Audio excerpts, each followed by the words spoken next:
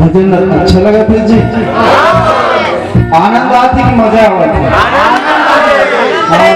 कतक साल हो गए जी नौदा का हो? हाँ तबे पता है जी कि मजा नहीं आनंद आवत है, सब जागरूक हो गए। क्या बात क्या बात। राम को चाहने वाले कितने हैं? राम जी को कितने लोग मानते हैं? जय जय श्री राम।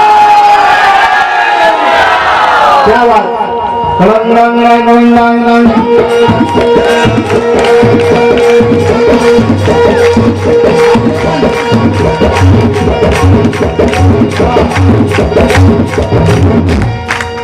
आप मन बजाओ, आप मन की संख्या भले कम है लेकिन सबसे ज्यादा वजन आपे मन के, सही बात है नहीं? जोरदार तालियां अपन पर। हाय हाय हाय।